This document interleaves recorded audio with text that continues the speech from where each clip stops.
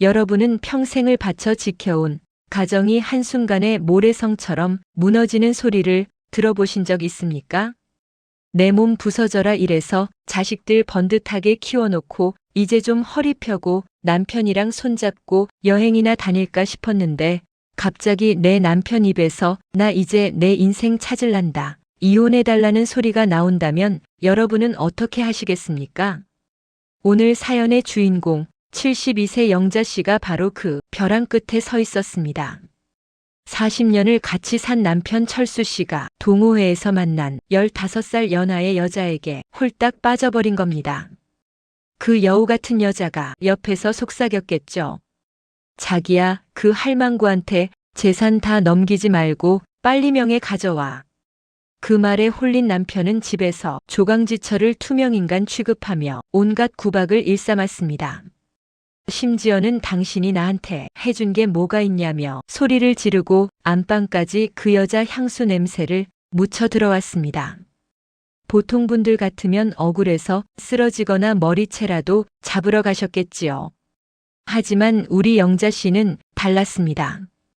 영자 씨는 조용히 입술을 깨물며 생각했습니다. 그래, 당신이 그렇게 원한다면 내 모든 걸 주마. 하지만 그 대가는 톡톡히 치러야 할 거다. 영자 씨는 3년이라는 시간 동안 조용히 칼을 갈았습니다. 남편이 상간녀와 희희낙낙하며 해외여행을 다닐 때 영자 씨는 남편의 인감 도장과 통장 그리고 그들이 저지른 모든 추잡한 증거들을 하나하나 수집했습니다. 그리고 마침내 결전의 날 남편이 그 여자와 살 새 집을 계약한다며 집 인감 증명서를 요구했을 때 영자 씨는 아주 인자한 미소를 지으며 서류를 건넸습니다. 당신 뜻대로 해요. 난 이제 지쳤어. 남편은 자기가 이긴 줄 알았을 겁니다. 자기가 세상에서 제일 똑똑한 사냥꾼인 줄 알았겠지요. 하지만 여러분, 진짜 무서운 포수는 짐승이 덫에 완전히 발을 들릴 때까지 숨소리조차 내지 않는 법입니다. 잠시 후 펼쳐질 이야기에서는요, 떵떵거리며 집을 나갔던 남편이 단 며칠 만에 왜 길거리에서 컵라면을 비비며 눈물을 흘리게 됐는지, 그리고 그 여우 같은 상간녀가 어떻게 남편을 쓰레기처럼 버리고 도망갔는지 그 통쾌한 전말이 낱낱이 공개됩니다. 노년의 배신은 칼보다 날카롭지만 지혜로운 여자의 복수는 그 칼자루를 거꾸로 쥐는 법입니다. 오늘 이야기를 끝까지 들으시면 여러분의 가슴속에 맺혔던 답답한 체증이 뻥 뚫리는 것은 물론이고 남은 인생을 어떻게 하면 당당하고 품격 있게 그리고 내 재산과 명예를 지키며 살 수 있는지 그 비법까지 얻어가시게 될 겁니다. 자, 그럼 영자 씨의 서늘하고도 통쾌한 복수극 지금 바로 시작합니다. 여러분, 사연 속 영자 씨의 마음이 어땠을지 상상이 가십니까? 40년을 한이 불덮고 잔 남편입니다. 내 자식들 아버지고요. 그런 사람이 어느 날부터 향수를 뿌리고 거울 앞에서 머리를 매만지며 흥얼거리는 꼴을 봐야 하는 그 심정. 영자 씨는 처음 남편의 외도를 알게 된 날 심장이 발끝까지 떨어지는 기분이었다고 합니다. 하지만 영자 씨는 여느 아내들처럼 남편 바짓가랑이를 붙잡고 누구냐 어디 갔냐며 따지지 않았습니다. 왜냐고요? 뻔뻔한 사람들은 따지면 따질수록 더 큰 소리를 치거든요. 오히려 아내를 미친 사람 취급하며 집을 나갈 핑계만 만들어줄 뿐입니다. 영자 씨는 차디찬 방바닥에 앉아 스스로에게 말했습니다. 영자야, 울지 마라. 눈물은 약한 자의 것이다. 이제부터 너는 내 인생의 감독이 되어야 한다. 남편 철수 씨는 영자 씨가 아무것도 모르는 줄 알고 아나무인이었습니다. 15살 연하의 상간녀 제시카라고 자칭하는 그 여자는 보통 내기가 아니었습니다. 오빠, 그 할망구랑 언제 정리할 거야? 나 오빠 믿고 내 인생 다 걸었단 말이야. 오빠 퇴직금이랑 그 아파트 오빠 명예 맞지? 그거 정리해야 우리 카페 차리고 남은 인생 즐겁게 살지.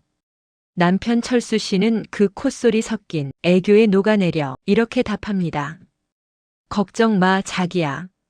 그 여편네는 나 없으면 죽는 줄 알아서 내가 소리 좀 지르면 꼼짝 못해. 아파트는 4명이니까 금방 정리해서 우리 새 집 사자. 조금만 기다려. 이 대화를 집 안거실에 숨겨둔 녹음기로 듣고 있던 영자 씨는 헛웃음이 나왔습니다. 오빠 할망구. 그래, 그 오빠랑 어디 지옥까지 가보렴. 영자 씨는 남편이 눈치채지 못하게 철저하게 연극을 시작했습니다. 남편이 늦게 들어와도 고생하셨어요라며 따뜻한 밥상을 차려줬고 남편이 공연히 화를 내도 제가 부족해서 그렇죠라며 고개를 숙였습니다. 남편은 승리감에 취해 경계심을 완전히 풀어버렸습니다. 이제부터가 진짜 중요합니다. 여러분 귀 기울여 들으세요. 노년의 복수는 주먹이 아니라 서류로 하는 겁니다. 영자 씨는 가장 먼저 남편 명의로 되어 있던 아파트를 공략했습니다. 남편이 상간녀에게 홀려 이혼해달라 재산 나눠달라고 날뛰기 전에 영자 씨는 남편을 살살 구슬렸습니다. 여보, 요즘 증여세니 뭐니 세금이 너무 무섭대요.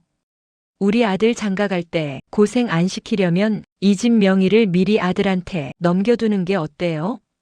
당신 명의로 있으면 나중에 세금으로 다 뺏긴대요. 돈 한 푼에 벌벌 떠는 남편의 성격을 정확히 이용한 겁니다. 남편은 상간녀와 살 집을 따로 구할 생각에 세금을 아껴야 한다는 말에 덜컥 아들 명의로 증여 서류에 도장을 찍어줬습니다. 물론 그 과정에서 영자 씨는 효도 계약서를 함께 작성하게 했습니다. 아들이 재산을 받고 부모를 부양하지 않거나 불효할 경우 모든 권리는 어머니인 영자 씨에게 귀속된다는 조항을 변호사를 통해 철저히 박아두었죠. 그뿐만이 아닙니다. 영자 씨는 남편이 집을 비운 사이 남편의 통장 내역을 전부 복사했습니다.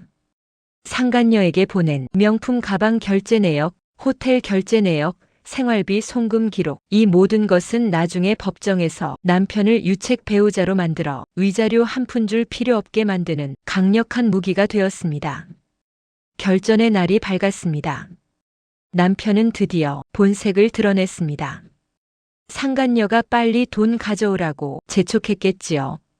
남편은 식탁에 이혼 서류를 던지며 고함을 쳤습니다. 야, 나 이제 너랑 못 살겠다. 나도 내 인생 좀 살자. 아들 명의로 돌린 집 그거 다시 내놔. 아니면 당장 현금으로 내 목 내놔. 영자 씨는 차 한 잔을 천천히 들이켜고는 남편을 빤히 바라봤습니다. 그 눈빛이 얼마나 서늘했는지 남편 철수 씨는 순간 등 뒤에 소름이 돋았다고 합니다. 여보, 당신이 원하던 자유 오늘 줄게요. 도장 찍었어요. 그런데 어쩌죠? 이 집은 이제 우리 아들 거예요. 당신이 직접 도장 찍었잖아요. 그리고 당신 통장에 있던 퇴직금, 그거 상간녀한테 야금야금 보내준 거 내가 증거 다 잡아서 법원에 압류 신청해놨어요. 남편의 얼굴이 흑빛으로 변했습니다. 뭐? 이 할망구가 진짜? 라며 손을 올리려는 찰나 영자 씨가 태블릿 PC 하나를 보여줬습니다. 거기엔 남편과 상간녀가 모텔에서 나오는 사진, 단둘이 나눈 추잡한 메시지들이 가득했습니다. 이거 들고 법원 갈까요? 아니면 지금 조용히 몸만 나갈래요? 당신이 사랑하는 그 여자한테 가보세요. 당신이 알거지가 됐다는 걸 알면 그 여자가 당신을 오빠라고 불러줄까? 여러분, 영자 씨의 복수가 너무하다고 생각하십니까? 아닙니다. 이것은 복수가 아니라 정의입니다. 평생을 헌신한 아내를 기만한 대가는 그만큼 무거운 법입니다. 여기서 우리가 배워야 할 인생의 지혜가 있습니다. 첫째, 내 손의 떡을 남에게 먼저 주지 마십시오. 남편이든 자식이든 내 노후를 책임질 마지막 보루인 경제권은 죽는 순간까지 내가 쥐고 있어야 합니다. 둘째, 기록하는 습관을 가지십시오. 세상에 영원한 비밀은 없습니다. 상대의 배신이 의심될 때 감정적으로 대응하기보다 차분히 증거를 모으는 자가 마지막에 웃습니다. 셋째, 나를 지키는 것은 결국 나 자신입니다. 남편이 떠나면 하늘이 무너질 것 같나요? 아닙니다. 오히려 썩은 이빨이 빠진 것처럼 시원해질 수도 있습니다. 자, 이제 남편 철수 씨는 어떻게 되었을까요? 짐 가방 하나 들고 쫓겨난 남편이 그토록 사랑한다던 제시카의 집으로 달려갔을 때 과연 어떤 일이 벌어졌을까요? 그리고 그 광경을 지켜보던 영자 씨의 마지막 한 방은 무엇이었을까요? 이야기는 이제 가장 짜릿한 결말을 향해 달려갑니다. 여러분, 이제 영자 씨 손을 떠난 화살이 어디로 향했는지 지켜볼 시간입니다. 집에서 쫓겨나듯 나온 남편 철수 씨. 그는 분노에 몸을 떨면서도 마음 한구석엔 믿는 구석이 있었습니다. 바로 자신의 사랑, 제시카였습니다. 그까짓 집, 너 다 가져라. 나한테는 나를 오빠라고 불러주는 예쁘고 젊은 제시카가 있다. 철수 씨는 가방 하나 달랑 메고 상간녀의 오피스텔로 달려갔습니다. 가는 길에 편의점에 들러 비싼 샴푸와 꽃다발까지 샀죠. 이제 지긋지긋한 할망구 잔소리 안 듣고 새 인생 시작한다며 콧노래까지 불렀습니다. 하지만 여러분, 세상이 그렇게 만만하던가요? 철수 씨가 제시카의 집 벨을 눌렀을 때 문을 열고 나온 그녀의 얼굴은 예전의 그 상냥한 미소가 아니었습니다. 화장기 없는 얼굴로 귀찮다는 듯 문을 반쯤만 연 그녀가 묻습니다. 어머, 오빠? 이 시간에 여기 웬일이야? 그리고 그 짐가방은 뭐야? 철수 씨는 당당하게 말했죠. 제시카, 나 드디어 그 여편네랑 끝냈어. 이제 우리 둘이 행복하게 살면 돼. 아파트는 아들 줬지만 내 퇴직금이랑 비자금으로 우리 카페 차리자. 그 순간 제시카의 눈빛이 순식간에 차갑게 식었습니다. 사실 그녀는 이미 영자 씨로부터 연락을 받은 상태였습니다. 영자 씨가 미리 남편의 퇴직금과 통장에 압류를 걸어놓았고 상간녀 위자료 청구, 소송장까지 보냈다는 사실을 알고 있었던 거죠.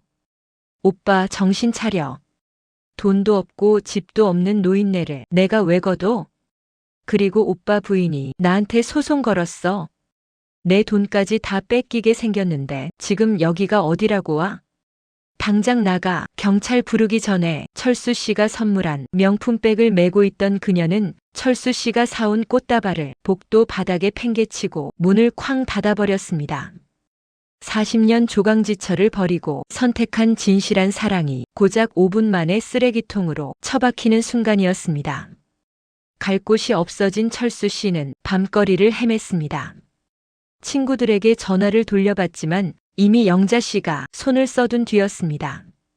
야, 철수야. 너 영자 씨 같은 사람 두고 바람나서 집 나갔다며? 내 마누라가 너랑 놀지 말란다. 전화 끊어라. 자식들은 어떻고요? 평생 어머니 속을 썩인 아버지를 반길 자식은 없었습니다.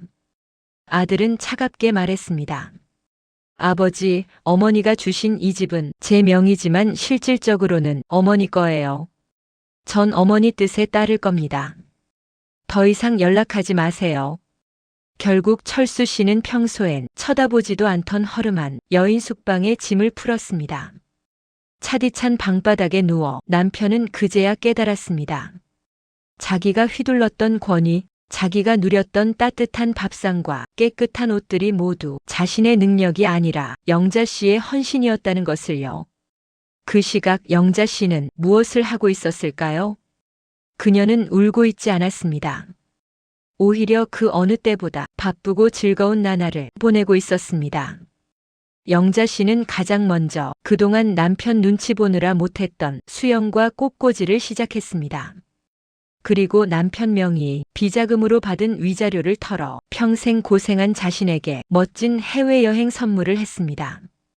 공항에서 찍은 영자 씨 사진 속 얼굴은 10년은 더 젊어 보였습니다. 자식들과 손주들은 이제 할머니를 가족의 중심으로 모십니다. 명절이면 남편 눈치 보느라 쩔쩔매던 영자 씨가 아니라 당당하게 자기 인생을 즐기며 지혜를 나누어주는 멋진 할머니가 된 것이죠. 영자 씨는 가끔 동네 공원 벤치에서 허름한 몰골로 지나가는 전 남편 철수 씨를 마주치기도 합니다. 철수 씨는 고개를 푹 숙이고 피하지만 영자 씨는 피하지 않습니다. 그저 따뜻한 햇살 아래서 책을 읽으며 빙그레 미소 지을 뿐입니다. 그 미소는 복수의 성공에서 오는 기쁨이 아니라 나 자신을 되찾은 자의 평온함이었습니다. 여러분, 오늘 이야기가 주는 울림은 무엇일까요? 단순히 나쁜 남편이 벌을 받았다는 권선징악일까요? 아닙니다. 우리가 꼭 기억해야 할 3가지 인생 명언을 가슴에 새겨봅시다. 첫째, 지나간 인연에 연연하지 마라. 썩은 가지를 쳐내야 새순이 돋는다. 나를 아프게 하고 기만하는 사람은 아무리 오래된 인연이라도 내 인생의 짐일 뿐입니다. 과감히 놓아버릴 때 진짜 내 삶이 시작됩니다. 둘째, 노년의 행복은 타인이 주는 것이 아니라 내가 준비하는 것이다. 영자 씨가 이길 수 있었던 건 그녀가 현명하게 경제권을 확보하고 법적인 준비를 마쳤기 때문입니다. 마음만 착해서는 나를 지킬 수 없습니다. 지혜가 곧 힘입니다. 셋째, 가장 위대한 복수는 보란듯이 잘 사는 것이다. 상대방을 미워하고 저주하는데 에너지를 쓰지 마십시오. 그 시간에 맛있는 것을 먹고 좋은 사람을 만나고 나 자신을 가꾸십시오. 내가 행복해지는 것이야말로 배신자에게 줄 수 있는 가장 큰 형벌입니다. 오늘 사연 어떠셨습니까? 억울함에 잠 못 이루던 날들이 있었다면 오늘 영자 씨의 이야기를 들으며 그 응어리를 조금이나마 털어내셨길 바랍니다. 인생은 70부터라는 말이 있지요? 그건 숫자가 아니라 마음가짐의 문제입니다. 여러분도 오늘부터 여러분 인생의 주인공이 되십시오. 항상 여러분의 당당한 홀로서기를 응원합니다. 오늘 이야기가 유익하셨다면 구독과 좋아요 부탁드리고요. 여러분 주변에 영자 씨처럼 힘들어하는 분이 있다면 이 영상을 공유해 주십시오. 여러분의 인생도 영자 씨처럼 찬란하게 빛나길 기도하겠습니다. 시청해 주셔서 고맙습니다.